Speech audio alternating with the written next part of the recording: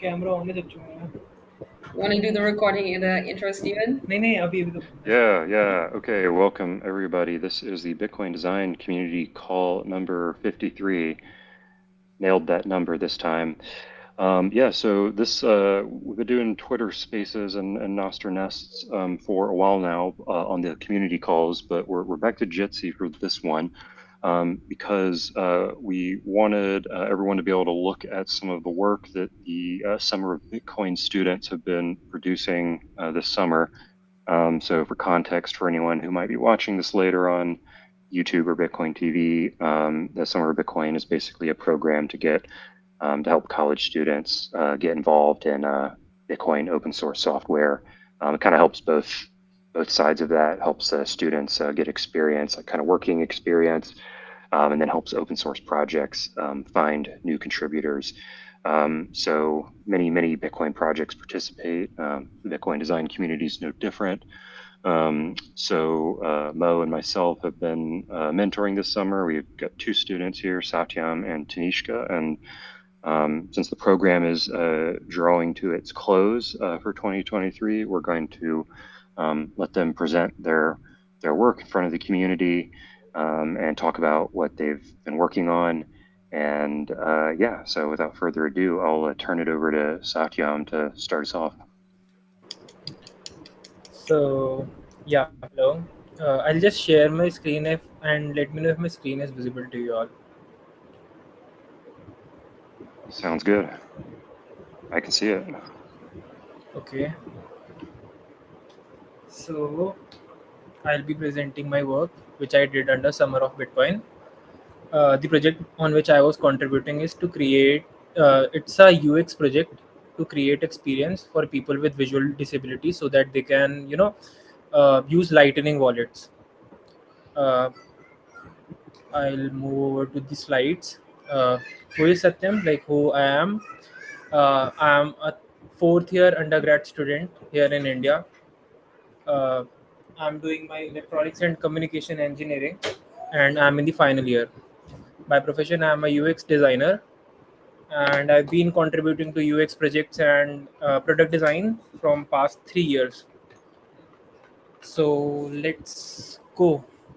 The problem statement is to create a unique. So that was a unique design challenge that allows you to full creative freedom. It will require you to research and learn more about the accessibility. Then we have some expected outcomes and some information about the same. But on the on this list, it's about creating experience for people with visual disability so that they can use Lightning wallets efficiently. I separated or bifurcated the whole problem statement into three parts or the milestones, which is the onboarding flow. Second one is the wallet setup that includes wallet creation and wallet recovery. The third one is transfer of assets. Uh, I'll go further. The expected deliverables were to research the user flows of all the milestones and the wireframes to demonstrate how and like the exactly how the flow will go. Okay. Am I clear to everyone like till now? Hello. Am I Yep, even audible to you guys? Yeah. clear. I Coming in can't clear. I'm changing my screen so I can't see you guys. So just say out. Yeah, Okay. 100%. I get it. It can be weird presenting Yeah, yeah, yeah. you can't see the audience and feedback and all that. Um, Actually, uh, this might be a good quick break to ask real quick. Do you would you prefer, like, if anybody has questions, would they just holler them out, or would you prefer they wait until the end?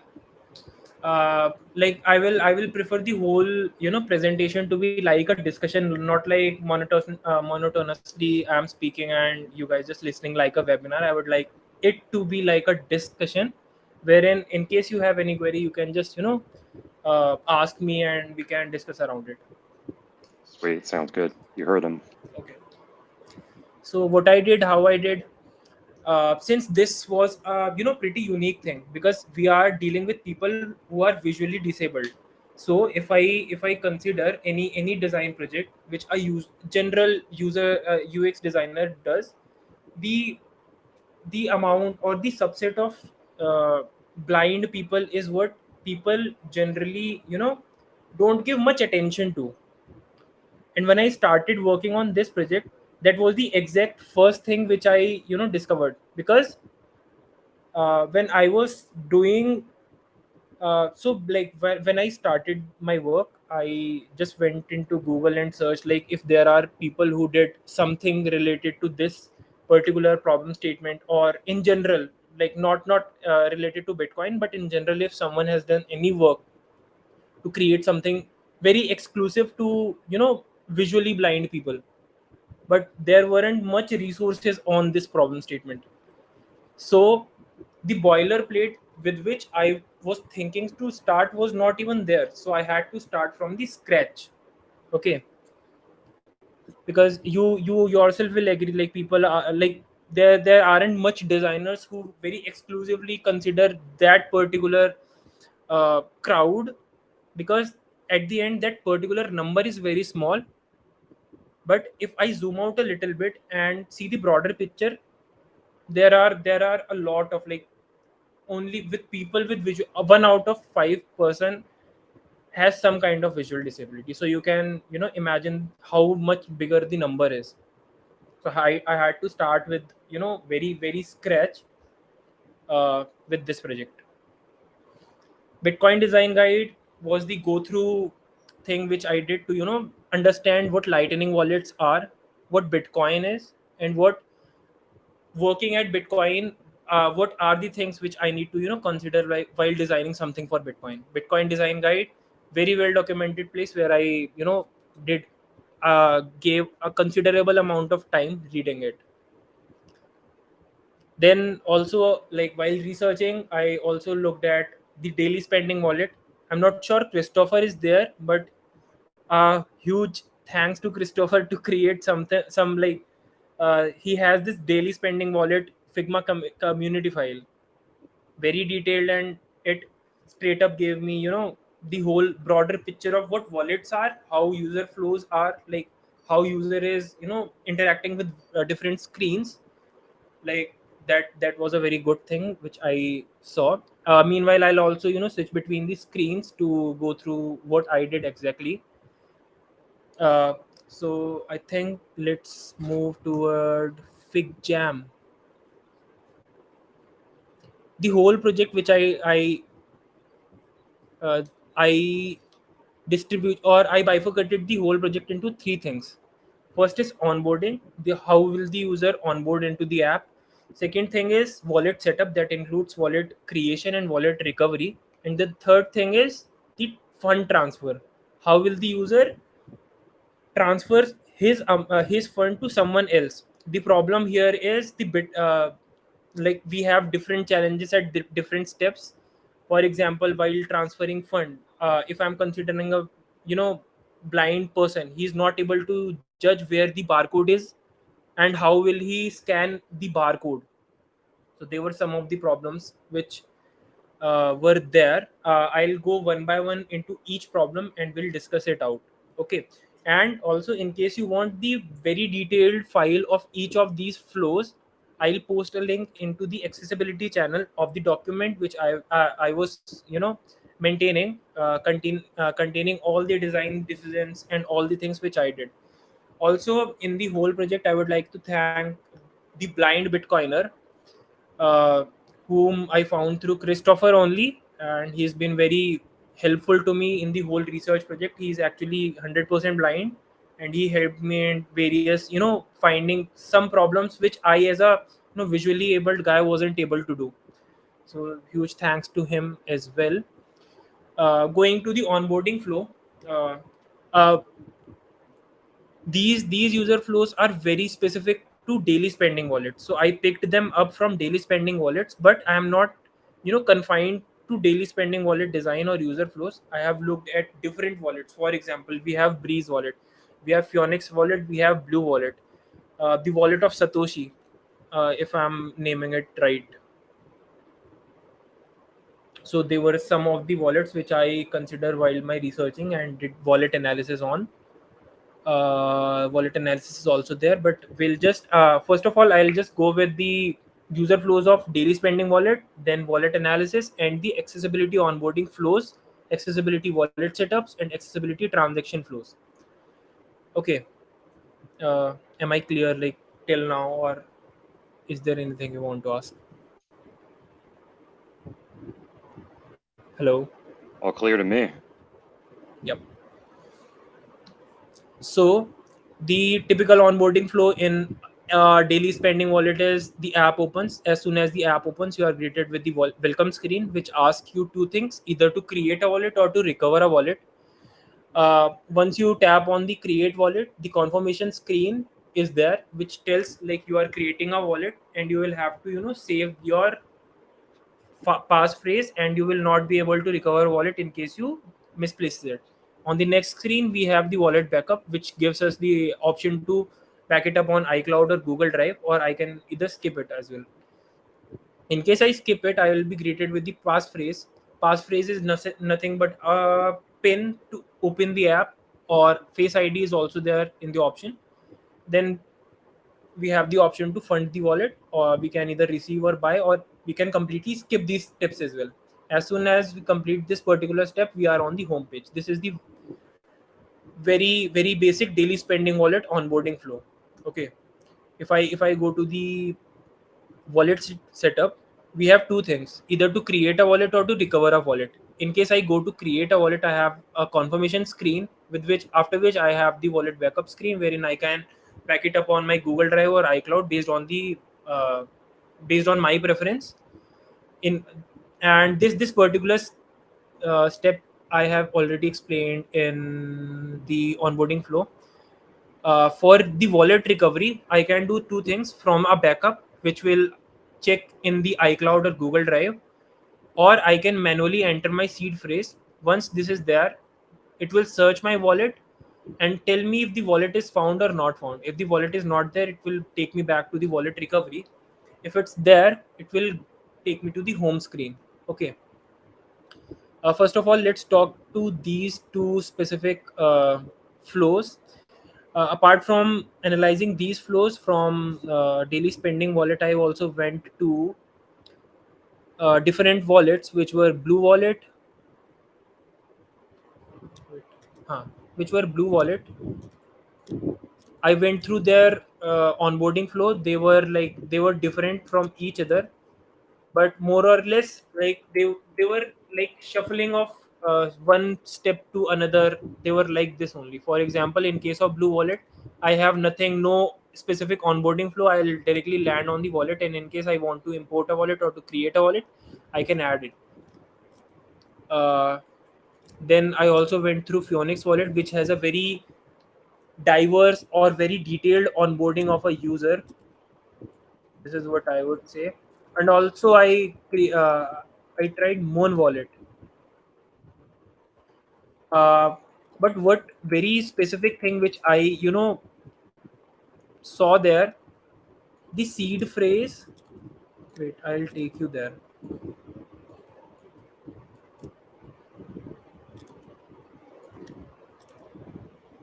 This is the onboarding flow. This is the Breeze Wallet. When I turned on the uh, what is this screen reader, so they are all the labels are there. But one common thing which I noticed here is all these wallets were showing me uh, the 12 word pass seed phrase, but they were all visual. So in case I was using a screen reader, it won't read these text. It was skipping them. So for a very blind, so this is on Android.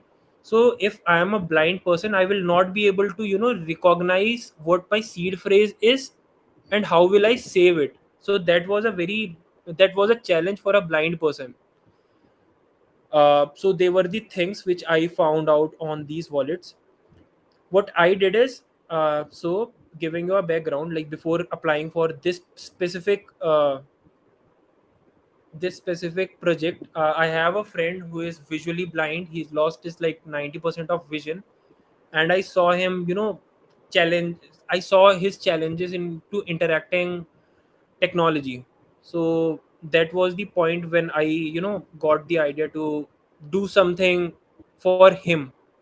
So, like, that was my realization, after which I applied for the summer of Bitcoin. I fortunately got the problem statement, which is very similar and very resonating with the problem which my friend was facing. So through this, I was trying to create at least, what do you call, uh, at least a boilerplate for any UX designer, any designer who is designing it, considering these bunch of people. So I found out the problems in daily spending wallet, which were, uh, the flow is very typical, and there is no option to back.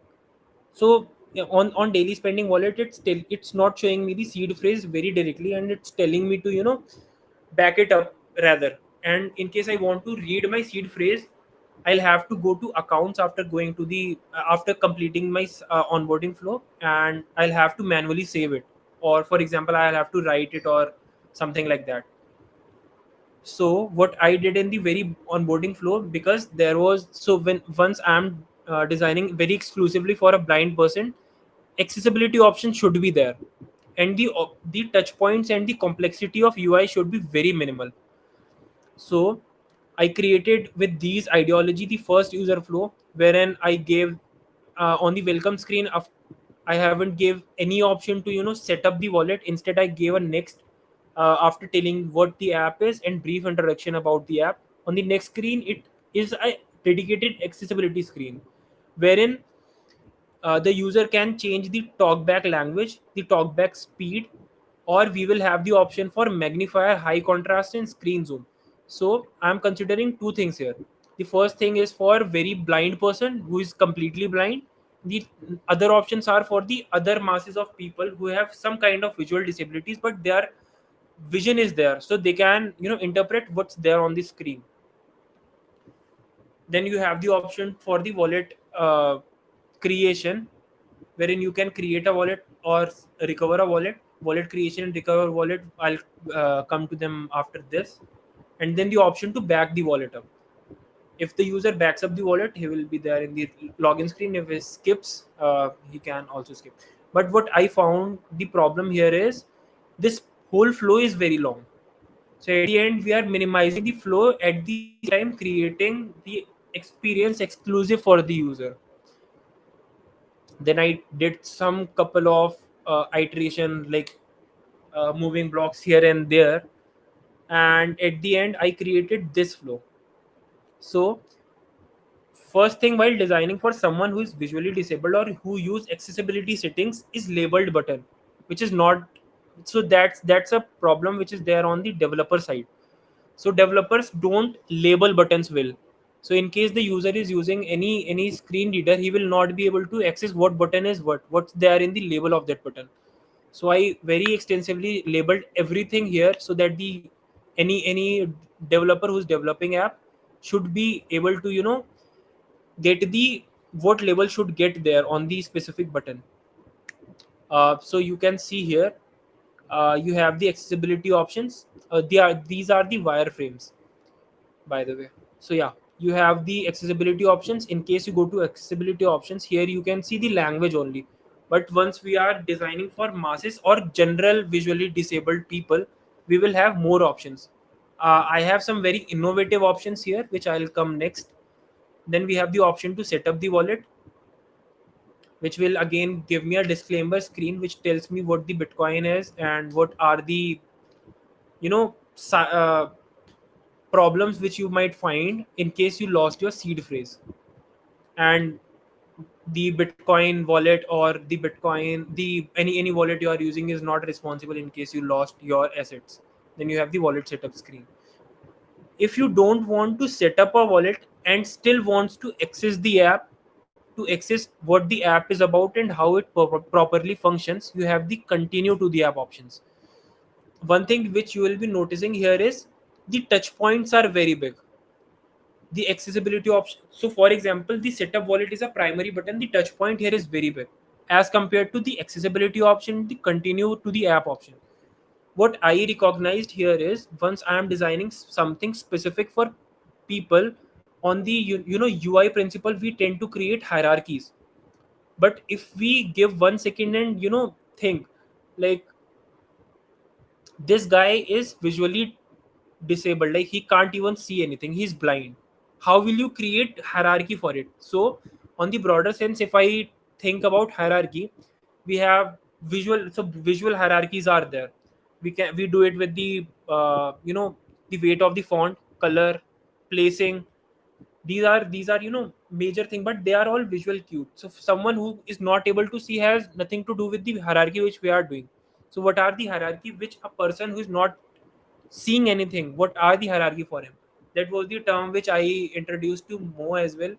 I named it as cognitive hierarchy, wherein you create hierarchy for visually disabled person. I'll come to that point as well, but till now you have any question you can ask. Yeah, I was kind of curious about the so you mentioned that there's a like alt text for the screen reader to be able to read, but then also like the buttons are larger too. Unlabeled. So Yep.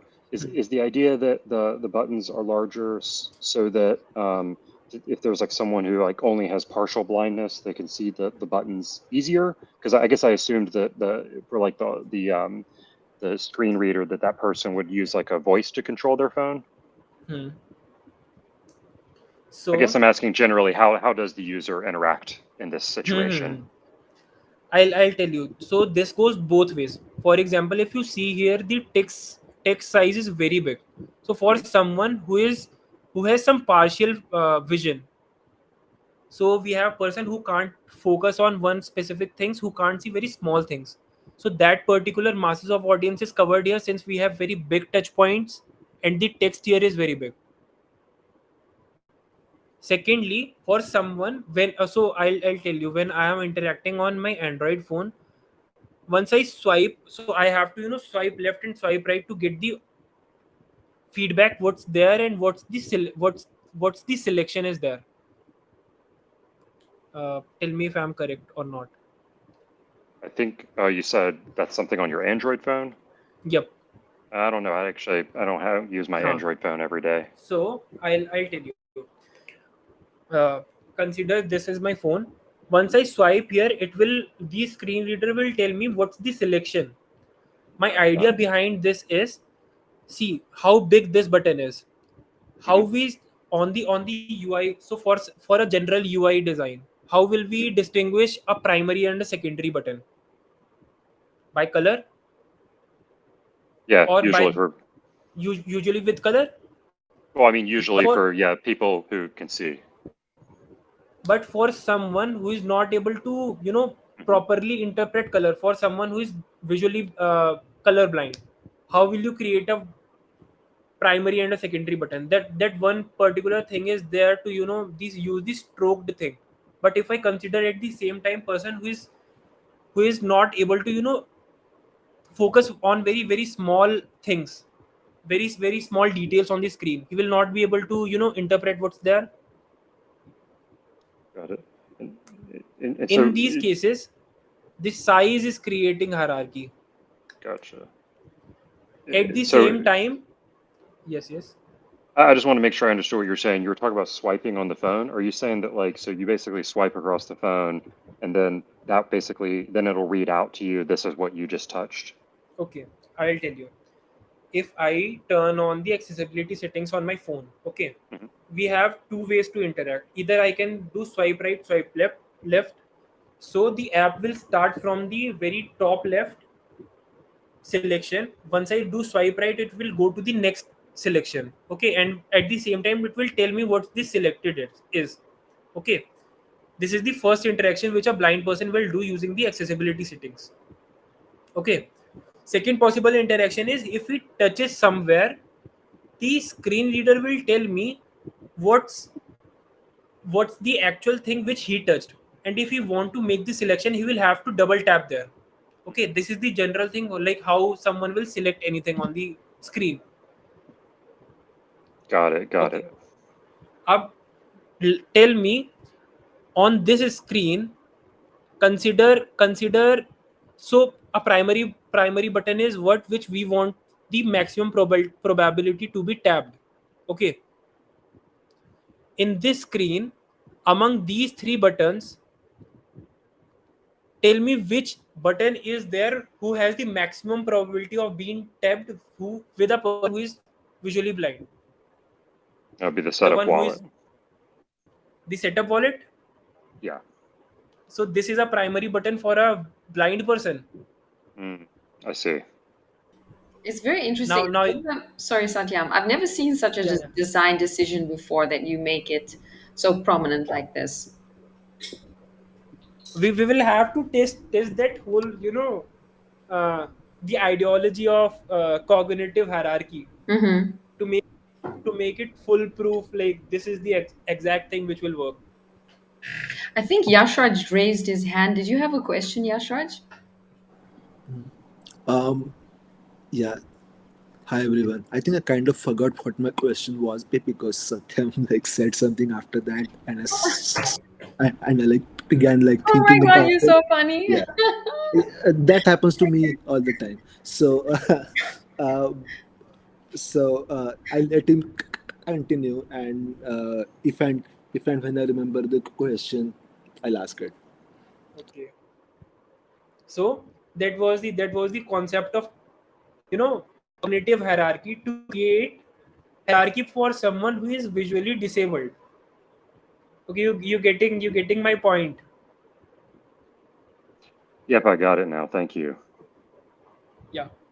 So on the whole UI, you will see these design decisions of creating some button. So for example, in this screen, okay, the back button is very prominent, but at the same time, the size of language, this particular touch point is big enough. So in case someone want to explore this, how he do? He will just do right swipe.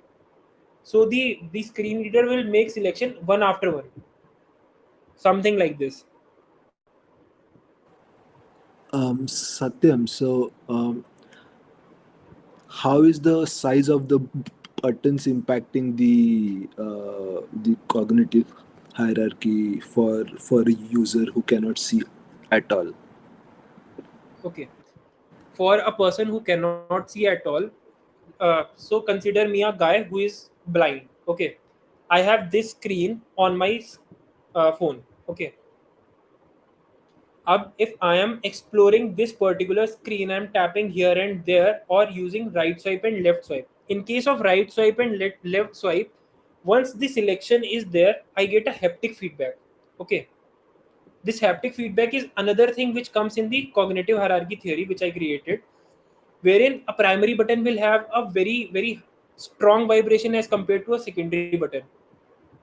The secondary button will have a strong vibration as compared to a body text which is there on the screen. Okay, so using the strength of vibration we can create hierarchy. Using the size of button we can create hierarchy. For example, the setup wallet is a very big button, and the continue app and accessibility option, if I consider them the secondary buttons, using the space of the screen, tell me which button will have the highest probability of getting tapped if in case I am doing random taps. So I'm I'm not exactly familiar with how blind users use mobile applications, but I mean, uh, do they like just like randomly tap on the screen? Okay, so I'll tell you how screen reader works is, in our cases we will just do one tap to make a selection. Okay, in case of blind person there are two ways of interacting. You can either do a right swipe or left swipe. So what a right swipe will do is it will start making selection from very top left. Okay, if I do a right swipe, it will go to the next text or selection, text or button is there is in the screen. Okay, and I can do right swipe to move the, so it is similar to doing the tab on any website. Have you have you used the tab button on the any website, it will take the selection from one to another. Hello. Um, I'm just going to Yes, gently jump in over yes, here with the discussion because we still have Tanishka yeah. to do her presentation. So I don't know if you would like to show your prototype, Satyam, Prototype. or if you had anything else that you wanted to share. I actually have a lot of stuff to share, like, but I think Okay. we will have the time constraint. Yeah, it's just I'll yeah, I'll accelerate it a little bit. Huh? I'd like to give Tanishka a chance to share her work as well, and I know we have to wrap up in Yeah, a yeah, couple yeah, yeah, of minutes. yeah. I'll speed it up a little bit. Okay, so Sorry about that. Yeah. coming to the Yash Raj's question. How will I'll give you very straightforward. How will a blind person make a selection on a screen? Okay, in case you do a single tap on the specific thing wherein you tapped, the screen reader will tell you what that particular thing is. For example, if I did a single tap on the screen which is over the button, it will tell me that this is the button, and accessibility option is the label. So it will tell me like button accessibility options. Okay, if I want to make selection on that particular spot, I will have to do a double tap. Okay, so using single tap, random single tap, I can explore the whole UI, and using the double tap I can make a selection. Okay, up consider I have to make I am scanning the whole screen using my single taps. What is the probability of what button will have the most probability of being tapped? Yeah, I get that point. Yeah. Yeah. Um, Cool. Okay. yeah, I, some like quick, general feedback. If it's the right time to do it, I don't know, but I think I can see that Satyam, you have done a lot of work.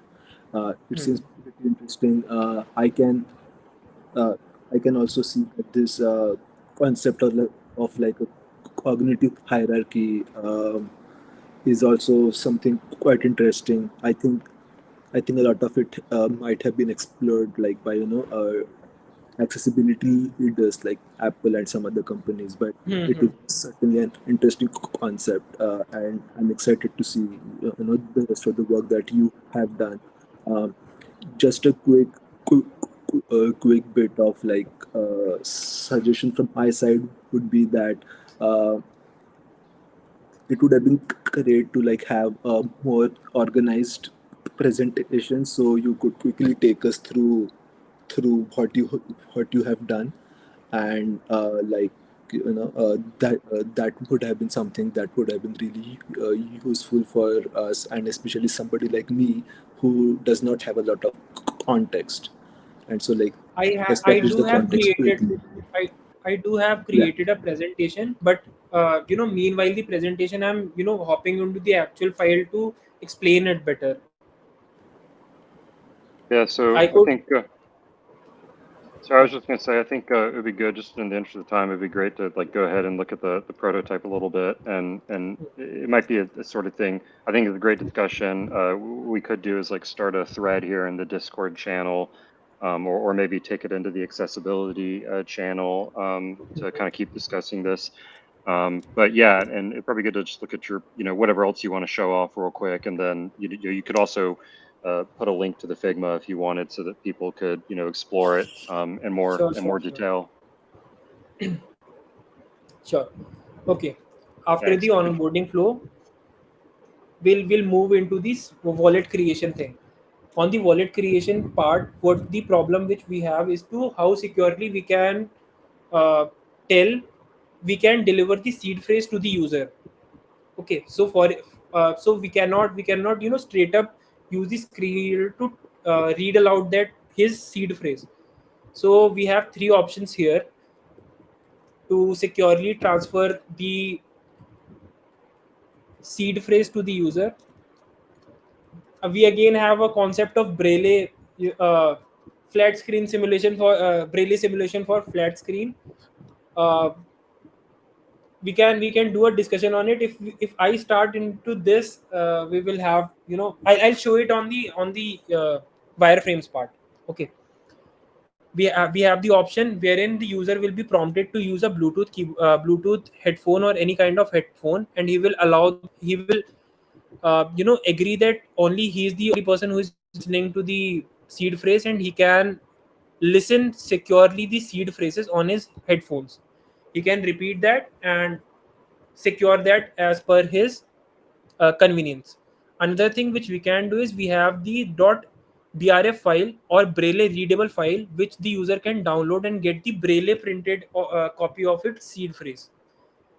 And we have the Braille simulation for flat screens, wherein any person can use his flat screen as a Braille device, so he can read out things from his phone as well.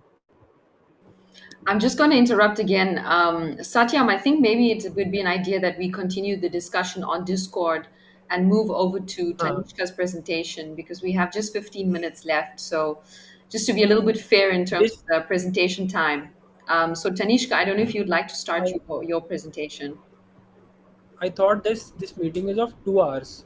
No, no, this is just an hour. Okay. Very, very sorry. I No, created even a I very thought that detailed it was of presentation. 2 hours, actually. Yeah, the event was of 2 hours. No. Oh, is it? Or was it? Oh, was it? No, I Yeah. was. I have it as 1 hour. So we have 15 minutes left before we wrap it up. But Okay, Oh, Tanisha, okay. feel free to take over and to share your presentation, and then we can. Yeah, yeah, yeah, yeah. yeah. I mean, Sure, Tanishka, if Tanishka. you have, I'm totally flexible. You know, it's Tanishka. If you have a little bit of extra time, that's okay. I don't know if you have like a hard cutoff in 20 minutes. No, I don't have. Like, you Okay. can, like, Yeah, sorry for the misunderstanding. You've both been working hard all summer. I want to make sure both of you have the opportunity to share this and all of that. But just want to be mindful of time. So yeah, like I said, if you just had like a visual you wanted to bring up, it sounded like you had like a prototype or something like that that you had made. Is that right? Am I are you or talking to me, Satyam, right now? I was talking to Was Sai this Young. Okay. okay? Wait, I'll very quickly show you the Yeah, UI and wireframes and a prototype. Okay. yeah, let's do it.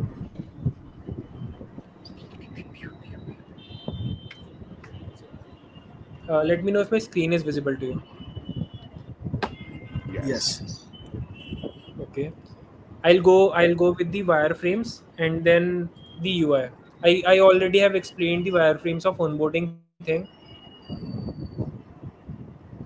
On the wallet setup part, so these wireframes are not prototypes, so I'll very quickly go over them. I can import a wallet or create a wallet. The wallet will be created and it will tell me to back it up on Google Drive or manual backup, or I can also skip that. On the manual backup, the Google Drive and cloud backup is similar to what's there in current wallets. In manual backup, I have the option for headphone based delivery, Braille reader, and save Braille printable file, which is .brf file. Okay. In case of headphones based seed phrase delivery, the user will connect his headphones and the seed phrase will play, and he can save the seed phrase according to him on the Braille readable file. The .brf file will be saved on his device, and he can get the Braille printable file of that particular thing.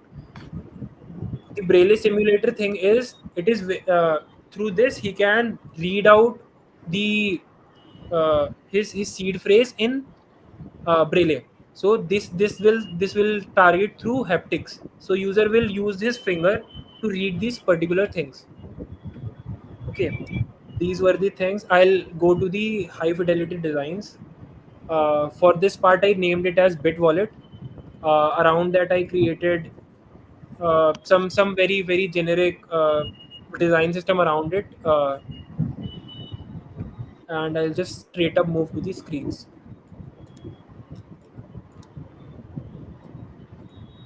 So this prototype will cover both uh, completely blind person and a person who is not completely blind and he has some part of visual abilities in there.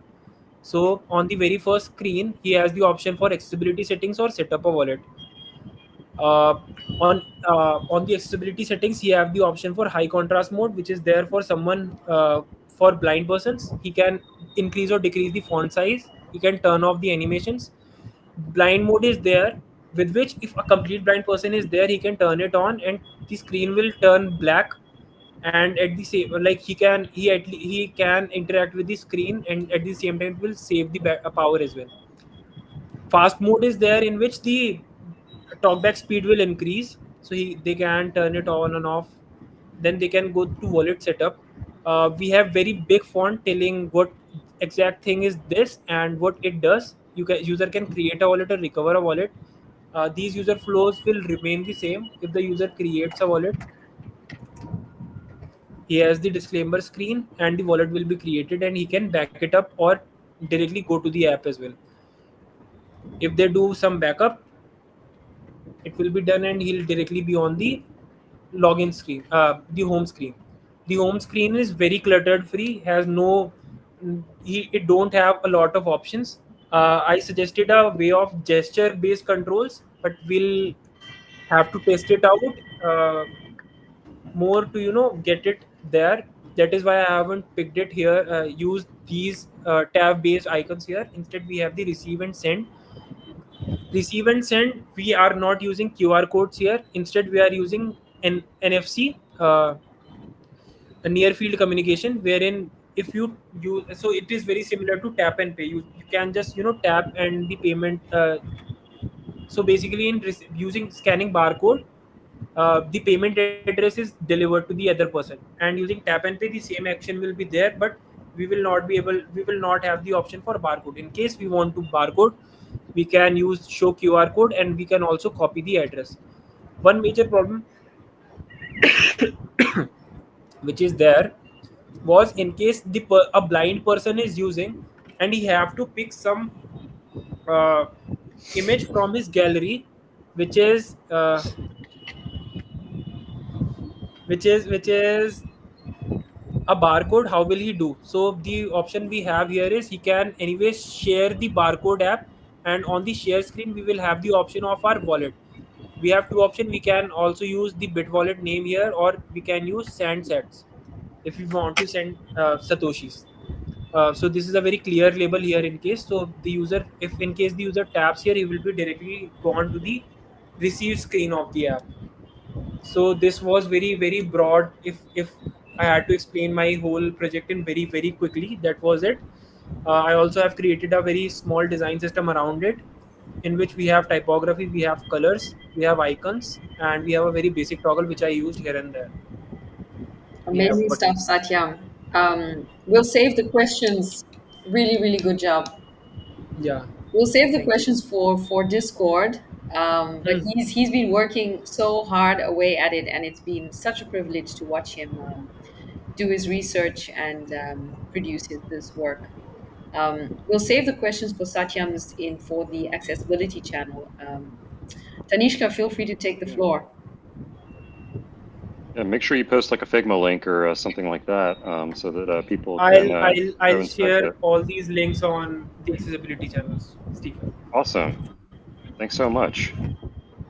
Also, if someone is interested in talking about accessibility apart from this meet, I'll be very interested. You can just hit me up on Discord and we can go in any chat about this accessibility. And I will be very interested in sharing what all the small design decisions I did in the the designing phase or the summer which I did here.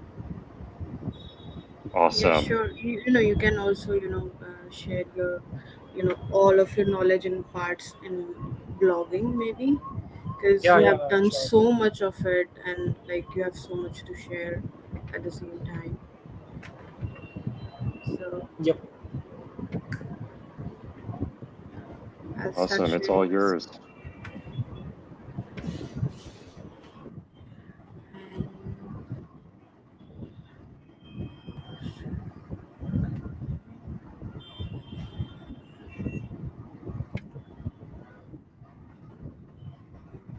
And there are some like new people in this call that wasn't there in the last meet that we had. So I'll start by like from the first, like explaining. I don't really have a presentation like Satyam's. I didn't know that we had to. So I'll just walk you guys through like why I chose Umlando when I was thinking of contributing to it, and like what was the whole process. Because I had a meet with Stephen even before I came into like summer of Bitcoin. He like had a little like casual meeting just so that he knows like the people. So over here, when I was explaining like whatever I did, like when I was contributing to it unofficially while making my proposal, he was like, At this time, you know more than me about Umlando, because like it wasn't there, like it was just a GitHub thing, and people were just starting. Kono was working on it, so I would love to share like the work Kono was doing. Like it's just a small video; it won't take much of the time, maybe.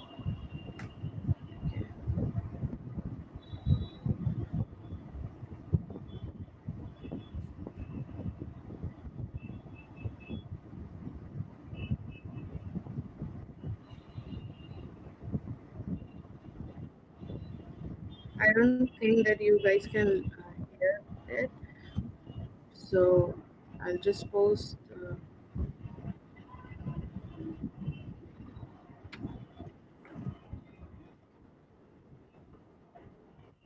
So this was the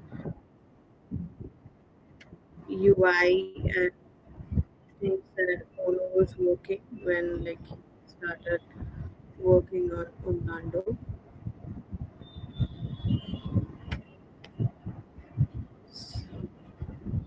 From there, like I started my research, and the first thing that we did was, just to take random screenshots, just like Satyam shared that while he was studying about Lightning wallets, when going through the Bitcoin design guide and like reading through it. A lot of my design are based on them because like those are the designs that have been working on. So, but just to know the company a bit better. But at the same time, I shared a few Indian wallets to Stephen that he really liked, like Paytm or Google Pay, because they have a really nice UI, very interactive, and this type of UI or this type of UX is like in wallets at least is not that much popular in the Western side maybe. So we try to incorporate both of the things like the Lightning wallets, be it the wallet of Satoshi, be it the Blue wallet, or like any other wallet. So we were just taking random screenshots of the features we really liked and was deleting at the same times the things we didn't want it in our design. And then we made our user flow, and we made our user flow in a way that it wasn't really very tedious for a person, like for the onboarding part, because if I'm the user, I'm thinking like if I need to go through a wallet and I need to onboard into it.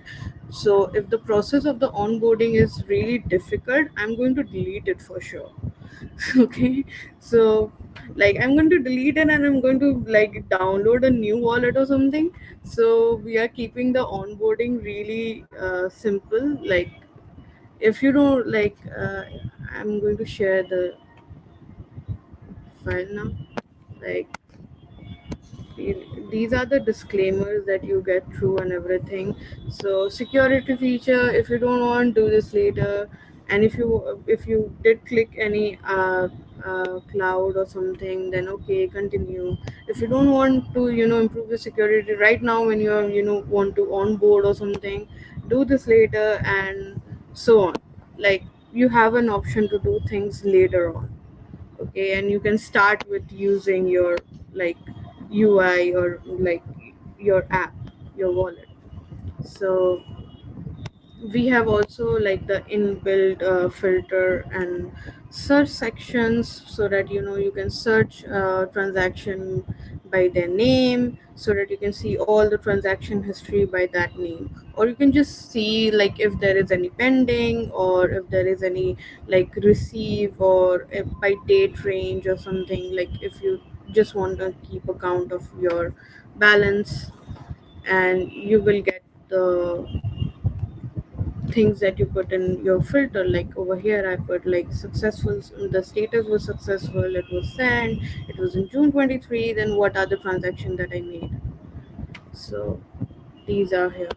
So when we were talking about like the in the last review call, we were also talking about like how it is important for like when we were going through all the other wallets, it was very basic screen on like the home screen, and the balance was right front of your eyes, and people get cautious about their balances like whenever they're transactioning from that wallet. So we try to make it pin protected, and you can also turn off the pin like it's written over here. Like if you don't want it, then you can just turn off the pin, and you will get to the page of your balance, so that you don't need to get cautious about it. So this is the send payment method. Like there is two windows where you can review and confirm. I felt that that is important because there are times when people do it by mistake. Some like maybe it just got clicked or something like in Max. So just for the thing that you can review it and you can confirm your payment, you can share your payment receipt. And I'm adding notes at the same time, so that like it's easier for the dev handoff. um, and the video that I showed you guys was about the lightning channels, like he was making the lightning features.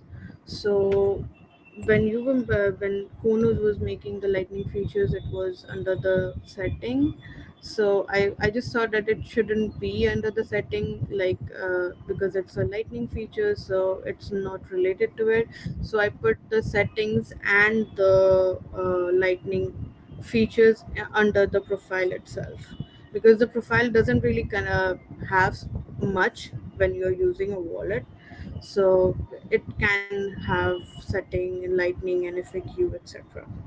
So when you're going through the node ID, you can go through your node ID, you can copy paste it, or you can just open your QR. This is also a space where you can receive your Bitcoin. And if you want to open a channel, you can paste your node ID, the node ID you want to open a channel with, and you can connect with that person. Then you can connect with your peers. Then then it's danger zone. Like if you want, like if your seed phrases with someone else, or if you just feel that your wallet is in danger or something, you can close all your channels. And it's just in case of emergency that I saw in Phoenix wallet. So I thought that it is very important for even other wallets of having this, but not most of them have it. So, and these are the this is the, like you can see the channels and how much you have on chain, how much you have on lightning with them, and how much you can send further or receive further from them.